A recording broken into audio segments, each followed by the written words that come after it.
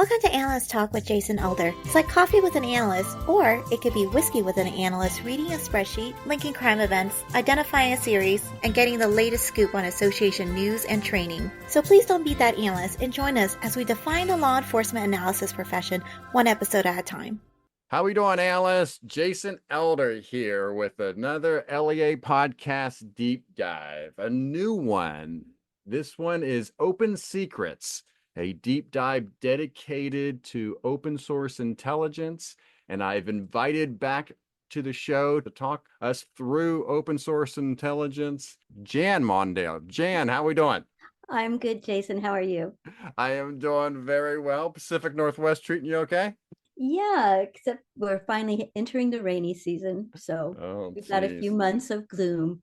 Oh, man. All right. So, as I mentioned, this is going to be a series talking about open source intelligence. So, we're going to give the listeners a little bit of taste today, but we're going to talk in 15, 20-minute increments going over several aspects to open source intelligence. So, I'm just going to turn it over to you and just guide us through your talk. Okay, first of all, thank you very much for having me on your show. I'm looking forward to talking to people in the future about open source intelligence. But I wanted to start off with something that's been bugging me a lot recently. And that's the fact that everywhere I look, open source intelligence is rearing its head. And it's rearing its head as if it's something new. And I wanted to point out that it's not new. It's been around as long as intelligence has been around. It's open source intelligence should be your first choice for intelligence, primarily because it's free. Normally, not always, but normally it's free. And it's easy to get, whereas you don't have to send up a really expensive imagery satellite or set up a really expensive network monitoring system for SIGINT or things like that are very expensive and very dangerous human operations. OSINT, you just go on the internet nowadays. Anyway, it used to be that you had to do other things that kind of maybe bordered on imagery and human, but it's really just stuff that's out there that makes your job as an intelligence analyst or a crime analyst easier. And I'm talking about things like gray literature, for example, which are things like maps that you might get at a travel show or something like that give you a better idea of what the local area looks like, or agricultural pamphlets from an agricultural show, that kind of thing. Electrical grid maps, those kinds of things are all usually available. You might have to hunt for them, but they're normally free and they're considered open source intelligence. And like I said, that kind of intelligence has been around forever. After 9/11, open source intelligence especially got very popular. And the Director of National Intelligence, when his office was created, actually created a sub-office specifically for open source intelligence. And so that was way back in the early 2000s. I just wanted to point out that you see the word or the term OSINT everywhere these days. I want you to understand that it's been around for a long time, and there are practitioners who have been doing it for a long time. It's not a brand new thing. And there are lots of excellent resources for open source intelligence. Yeah. And one of the things I wanted to get into for this first segment is another thing that bugs me a lot is I read a lot of emails and a lot of news emails, kinds of things like, I want you to take a look at this article, kinds of things. And a lot of times those articles are from publications such as the Wall Street Journal or Business Insider or something like that. And they're behind a paywall. When I click on the link, I can't get to them because I don't have a subscription to that particular publication. And I wanted to talk a little bit about how to get around paywalls. And there's a lot of ways to do it that I think are really, really interesting and that I use all the time. And first and foremost, I want to talk about your local library. If you live anywhere in the United States, you have access to a public library somewhere close by. And all you need is a library card to log on to their system online and go to their databases. And quite frequently, they'll have databases that contain the newspapers you want to read. Alternatively, you could go to the library in person, and they have those newspapers daily, every day, somewhere, especially the big publications like the New York Times and the Wall Street Journal. They're there, and as well as magazines like Business Insider and Bloomberg's News and things like that. So if you're stuck behind a paywall and you can't get through it, that's my first choice. I get tons of Wall Street Journal articles sent to me, and I just go to my public library, King County Library System, log on, read the newspaper right there online without having to worry about a paywall. So that's my number one choice. The other things that you can try are, if it's not necessarily that day's news, if it's more historical, you could try feedly.com to see if you can find the article outside of a paywall. What is that? Spell that. Feedly.com is a news aggregator. Mm-hmm. And you can set up your own account and say what news articles or news sources you would like to read, and it will feed you those. Or you can just go to feedly.com and see what they've got. You don't necessarily have to have an account. They have free accounts and they have paid accounts. Corporate accounts can run up to about $30,000, $40,000 a year, but the free accounts have almost everything that you would need that corporations pay lots of money for. Recorded Future is another news, kind of a news aggregator, but they're more towards the cyber side of news. And they do have also free resources that you don't have to pay for. So those kinds of news aggregators like that are a good choice because they almost always have a free version. Other things, Google Scholar, you can do a search on Google Scholar to see if you can get access through that. I would imagine most of the law enforcement analyst professionals on here are probably members of IALEIA or something like NORCAN, a regional law enforcement crime analyst organization. You could check out those sources too. Possibly somebody in one of those organizations can get you a guest access to one of those articles that you really want to read. But you should also take advantage of your law enforcement assets associations like that anyway. LEIU and IALEIA and NORCAN and the association of, oh gosh, now I can't remember, AIPA. Anyway, I'll think of it later. I'm so sorry. Can't think of them. But anyway, associations like that. For example, even though I'm not a law enforcement analyst anymore, I remain a member of the Association of Computing Machinery because they have really good cyber articles that I read all the time since I'm a cyber analyst now. And the Association of Information Science and Technology. I'm a member of both of those organizations primarily so I can read their articles and their journals. There's an website called, I've always called it Scribd, but somebody recently pointed out to me that it's probably pronounced scribed. and you can do a search on there. Again, it's free. I pay $8 a month for it because I'm a heavy user, and I think $8 a month is a bargain. But you can do searches on there to see if somebody's posted articles that you might be interested in on that asset. I think it's just scribed.com. SCRIBD. B as in Bravo, D as in dog. And like I said, I've been a member for over 10 years, and I used to call it Scribd, but now I think it's probably is pronounced scribed. I'm laughing because I thought Pinterest was P-interest. That sounds like something I would make a mistake on too. There's also newspapers.com, which is not free, but you might be able to get part of an article on newspapers.com, maybe not the whole article.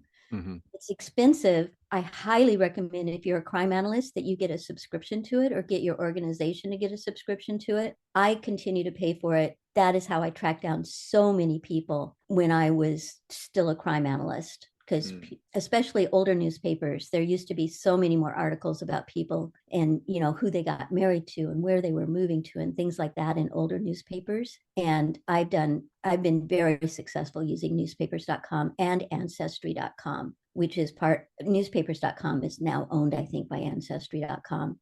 They aren't inexpensive subscriptions, but they're definitely worth it if you're trying to solve a cold case or something like that. That's a really good resource. Another one for getting behind a paywall is the Wayback Machine, because it's updated every day for newspapers like the New York Times. And all you have to do is go to the website for that day that's been collected by the Wayback Machine, and you can read that newspaper right there, the archived version. So another thing, this goes back to libraries, is using interlibrary loan. I once was doing an in-depth study on school violence, and there was a book that was out of print, and I could only find one copy anywhere in the United States. And I was able to request that copy through the Seattle Public Library through interlibrary loan. And so you can also get articles and journal articles the same way. Yeah. So again, through your local library. Yeah. It's called ILL or interlibrary loan.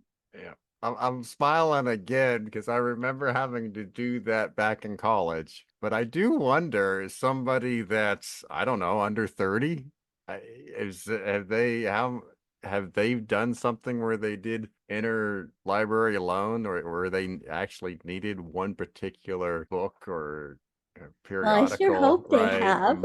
Most it just seems like there's so much on the internet, and there's so much, Well, that there's you that can there's do certain there. an interlibrary loan request. All of the ones that I did when I still was a crime analyst was online. You just go to the Seattle Public Library or King County Public Library webpage and find the interlibrary loan tag and just do it online. Recently, when I tried to do one through Seattle Public Library, because of budget cuts, they had limited it to only one article or asset a week, which I found very limiting. But I used it all the time, especially if I was doing any kind of, not necessarily crime analyst kind of thing of against a person, but if I were doing an in-depth study or I was preparing for a presentation on, say, human trafficking or something like that, or school violence, then I would find articles by either using Google Scholar or the library search engine, and I would request access to those articles. Almost always when it's a journal article or a newspaper article, they send those to you electronically. You don't have to go and pick them up. In some instances, they send them to you in the mail, but those are yours to keep. Now, the book that I borrowed, I had to return that, but for the most part, the articles that you get, those are yours to keep. Oh, I see. So even though it's called interlibrary loan, you don't have to return those. So I got the Wayback Machine. Oh, university libraries. I did some quick research and I realized this is just for the Seattle area, but every city has major universities or at least maybe a community college or something. And all of those libraries are open to the public. They may not be able to do much online with those libraries, but you're welcome to walk in the door of any library, university library, or any other library, except maybe some special libraries that are part of corporations or something, and use those resources. Those are public resources. You don't have to be a student or a faculty member to use the libraries. You probably won't be able to check out materials, but you can use the research services at the library. And sometimes they're very extensive, much more extensive than public libraries can afford. So those are good sources. For example, in Seattle, a lot of people get degrees at Seattle University because they have a criminal justice bachelor's degree. I think they have a master's degree in it too. Anyway, so as you can imagine, their library has a lot of assets for that particular career field. Another one is Wikipedia. I do a lot of research on Wikipedia. Not only are the articles, for the most part, pretty well written, but what you really want to do is check out the references at the bottom of the article, because that'll take you directly to the source. There's usually a link that goes directly to those sources. Let's see. Oh, another thing you can do, because you're trying to get to a Wall Street Journal article that you can't get, do a Google search on part of the title or on whatever text you can see on the phrase, and see if you can get directly to the source of whatever the article is. Because a lot of times those sources are scientific studies or something like that are open source, and that you can read those without having to pay for them. So I always try to go to the source of an article anyway. In a newspaper, if it says this study said this, I try to find what the study actually said, rather than just read the newspaper article about the study. So those are pretty much the things that I had. I had the associations. Oh, as far as Google Books, if you're looking to see if a book is available on a topic so that you can request it through interlibrary loan, books.google.com. You can search for books. Sometimes if you're searching for text and you look for it on books.google.com, you can get excerpt from almost the entire book. Anywhere that search term shows up in the book, that page will be displayed. You won't get the whole book, but you'll get a big portion of the book. And also you'll be able to see if that's a book you actually want to go to the effort of trying to borrow from the library or buy, or however you might want to read that. And again, Google Scholar is also another really great source for journal articles that you might be interested in. And I realize that these are more for people who are doing a crime study, not necessarily looking for a person, looking for information on a person. These sources are probably not going to be a huge help unless you're looking at historical information about a person for a cold case. And I'm serious. I found, at least just off the top of my head, I can think of 5 people that I found for cold cases through newspapers.com. So that's a really valuable resource. If you can't get to it through your organization, or you can't, because I'd say, I think I paid, like I said, I paid for my own access. I think it's about $120 a year. So it's not cheap, but it's not super expensive either if you're really wanting to use it for historical cold case research, or just to find out more about a person's family history, that kind of thing. Newspapers.com is great. Regarding the libraries, and I'm sure a librarian would be glad to help you as well. People have a misunderstanding about librarians. The ones who are shelving the books and even working the front desk are not necessarily people with a library science degree. What you want to do is ask for the reference librarian, or you might, at some public libraries, they might call it a research librarian. But basically, yes, that's what librarians, that's what they live for, is to help people find resources that they need. Yeah. So I think that's a really good tip, because in the beginning, when you were talking about the history and how it ramped up with 9/11, I also think OSINT took another gigantic step with social media. And I think a lot of people, I shouldn't say a lot of people, but I think some people equate OSINT and social media, right? And so I'm actually glad that we're starting out with, hey, we're talking about something you might not be thinking about, is not necessarily social media, that is an open secret. Yes, and in future talks, I hope we will get into social media, open source intelligence, because that's another incredibly ripe field for crime analysis and investigations. So yeah, they actually even have some people have a subterm for it. They call it SOCMINT, SOCMINT, SOCMINT, for social media intelligence. Oh, okay. Yeah. So, and we will talk about that in the future. It's just that off the top of my head, when I was thinking about this first episode, I thought, what are the things that are bothering me the most? And lately it's been people sending me links to things that are behind a paywall, and also listening to people talk about OSINT like it's some kind of new phenomenon that we've just discovered, when that's just not the case. All right. Very good. All right, Jan, we're going to finish up here. Is there anything you want to add? Anything you want to plug as we wind down? I just want to plug that there are, as I said, OSINT is not a new phenomenon, and there are organizations out there. The Osmosis Foundation, which is an open source foundation started by the Hetherington Group, and they actually hold a conference every year called OsmosisCon. And I want to put a plug in there for Mike Bazzell's inteltechniques.net courses, and a plug in for the Department of Defense's open source information initiatives that I may talk about more in future episodes. Yeah, and we'll put links in the notes for additional information for those that want more. All right. That's right. All right. So if somebody does want to contact you, what's the best way to contact you? The best way to contact me, believe it or not, is to text me. And so I'm going to give you my phone number. Please don't abuse it. It's 425-274-6978. All right. All right. Well, very good. This is going to be Open Secrets. This is one of many. Jan, thank you so much for doing this. This was great today, and you be safe. You too. Thank you, Jason. Thank you for making it to the end of another episode of Analyst Talk with Jason Elder. You can show your support by sharing this and other episodes found on our website at www.leapodcasts.com. If you have a topic you would like us to cover or have a suggestion for our next guest, please send us an email at leapodcasts@gmail.com. Till next time, analysts, keep talking.